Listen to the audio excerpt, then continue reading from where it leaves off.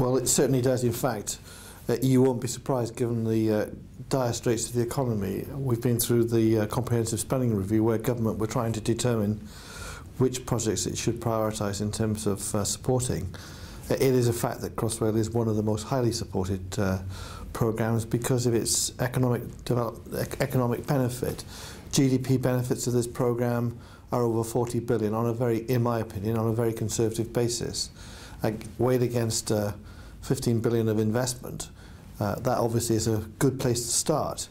But in addition to that, it will create 60,000 jobs, both in terms of direct work and indirect work through the supply chain and those services that we need to support the programme. It will mean that 1 million people can travel into London in less than an hour incrementally.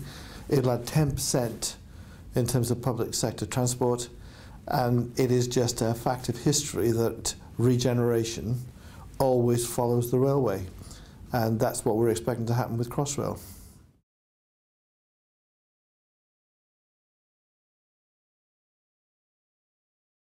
It's primarily the role of a chairman and a team of people that support. Part of my determination is that, as you would expect, many of the executive have to have some engagement with the stakeholders, but primarily I want them to focus on delivering the programme.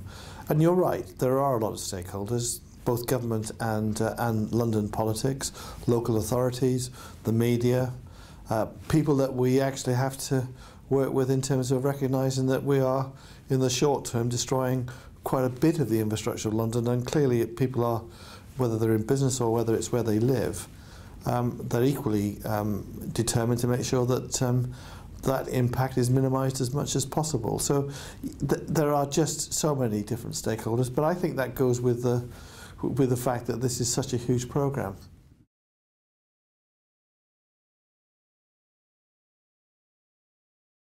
I think in a way that it's already started. It's the difference between input and output. What do you measure it by? And we're very clear. Although this is, in the short term, a huge construction project, you won't hear me talking about it being a huge construction project. This is a railway programme that has a certain number of objectives set against it. One is funding. We've got 14.8 billion of funding. Secondly, it has to be delivered in 2018.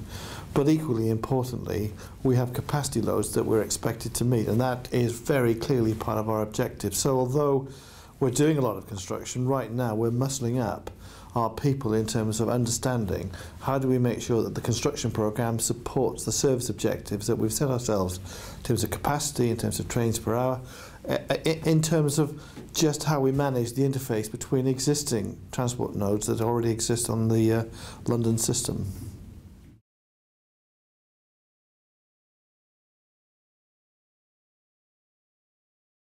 I think I'm a great supporter of what PPP, PFI brings with it.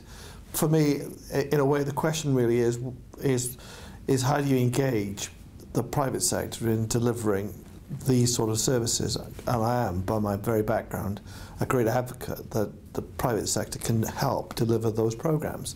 It is a fact that if you take PPP or PFI, it has been a source of funding. If you take a program like Crossrail at the size that we are, it's inappropriate to think about private sector engagement of the whole program. And so the novelty of Crossrail is that it has engagement of both public and private mix, which in terms of selling it to government, that this is a project that should be supported, again was a very strong lever to actually ensure that this project had priority because of the engagement of both public and private. And I think those programs that rely entirely on public sector funding run the risk, obviously, that they're competing with many other sources of consumption that exist, and making the argument is that much more difficult if you're just talking about public sector funding.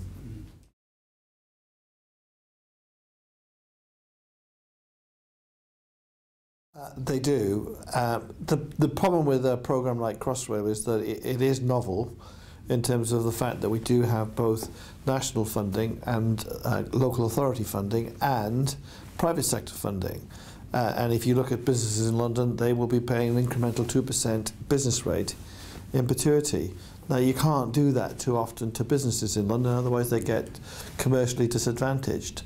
But I've said to other to other interest groups around the UK, if you really want to get priority to ensure your programme gets prioritised in government, find ways of actually engaging with the local businesses and authorities to bring together a package that enables government to understand not only is there a necessity for it, but that locally they are prepared to prioritise it.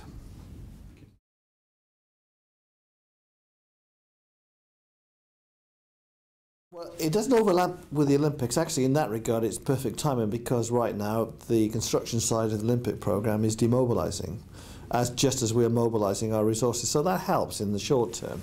And that's quite unusual in infrastructure programmes in the UK, that you could actually see that there was some harmony in terms of how to deploy resources. Historically, that hasn't been the case, and I am reasonably optimistic that there's a better engagement at government level about how do you ensure that the next project dovetails with the release of capacity that we're creating. However, it's also a fact that if you take, for example, this is a huge tunnelling programme, that our estimate is that there are 500 tunnellers, average age 55, and I need more than 500. And so historically, we would have called for immigration to bring the skills to the UK that we needed. We have just opened in the last 2 weeks a Tunnel Skills Academy that is intended not just to support Crossrail, but looking at other projects behind it, whether it's on water, whether it's on electricity, whether it's on national grid, or whether it's in fact on further railway programmes to try and ensure that we start developing the skills that we need in the UK. So that's what I consider in terms of Crossrail, a legacy agenda that we're very determined to deliver.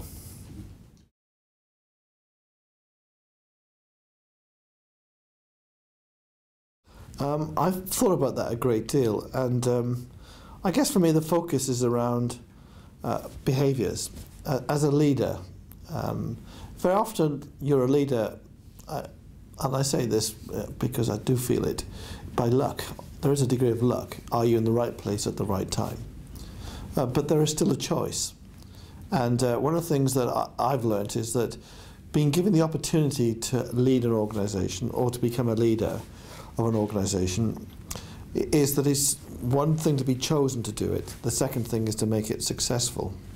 And one of the things that I've learnt is, in my own mind, what makes for good leaders, what makes for poor leaders. I also think I understand myself about the things I'm not so good at, and I try to compensate. So I place a huge emphasis on the importance of a company with a vision, set of values, and a set of behaviours that support those values. And I think great companies place a huge emphasis on the values and the behaviours that support the organisation. There's no magic about which ones they are, but you have to have some beliefs about what you are and what you try to be. And for me, great leaders actually exhibit those behaviours and live the message. And for me, I suppose I would describe it as the best leaders in an organisation are those who are a role model for the behaviour you're trying to assert in the organisation. I also say, though, that leadership is something all of us have. It's a question of degree, and it's how do you bring out the best in people. And I think, again, great companies actually look at ways and means of trying to demonstrate by engaging with the organisation, you can get more out of more people by that sort of approach. Mm.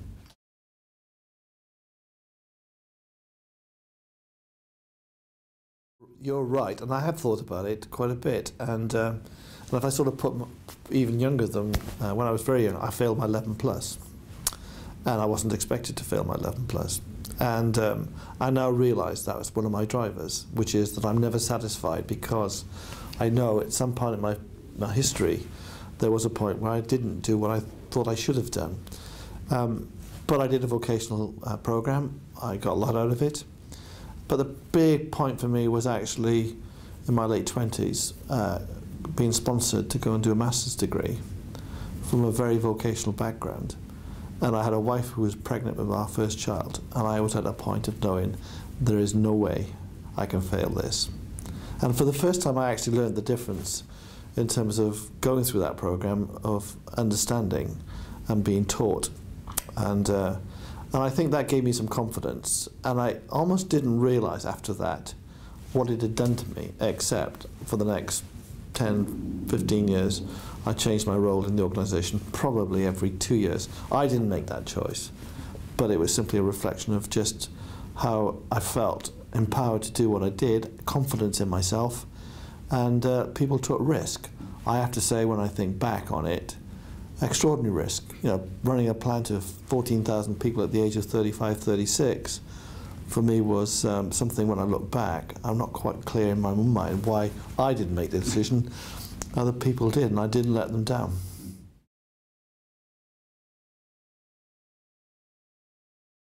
I do, and I think I was a reasonable chief exec. I'm learning how to be a chairman right now, and there is a distinctive difference. And my view is, and I've had really good chairmen, so that's my, if you like, that's my marker about why I think I know what a good chairman is.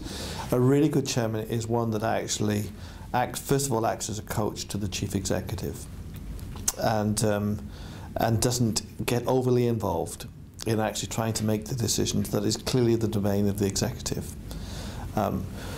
You also have to recognise your own skills and what you need, and I am naturally inquisitive, and I have to try and manage how I actually get the information that helps me understand the decisions that the chief executive is trying to make. A good chairman also understands how to create space when there's a problem that the executive has to manage. I have to demonstrate I have confidence in the executive, and a good chairman ensures that those who think they're trying to help, but they're actually crowding out the ability for the executive to get on and resolve the issues. For me, it's you mentioned the stakeholder relationship earlier. How do you manage the stakeholder that maintains confidence in the executive but lets them get on with it? And for me, that's part and parcel of the role of a chairman. The other obvious things like managing the board, and I don't see, I mean, it's clearly important to make sure that the board feels engaged and appropriately listened to, but I think you develop that skill set wherever you are in an executive profile.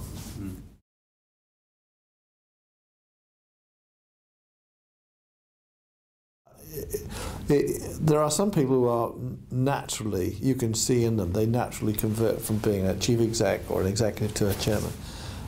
I realise in my own skill sets that I have to work at that. Perhaps I do recognise that that if I'm going to do this role as a non-exec chairman effectively, then there are things I still have to learn and change.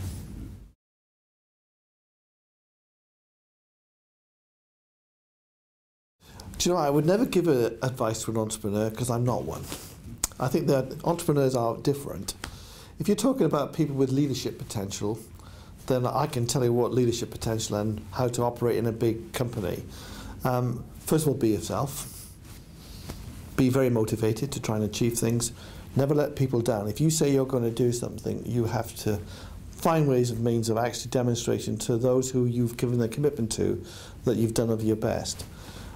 On the other side of the coin, I do get very irritated by people who feel they have the opportunity to moan about something and keep moaning about the lack of job opportunities and how they're not valued. My advice to them is go and find something else to do. Don't wait for the organisation to listen to your moaning and do something about it. I mean, if you're very highly valued, it's in the interest of the company to look after you. But if you don't feel valued, make your own luck in terms of actually going away and actually deciding how better you can show people that you've got more to offer, if that's what you want to do, or if you finally decide this isn't going to work, rather than moan, go and do something else, because you add no value to yourself nor to the organisation.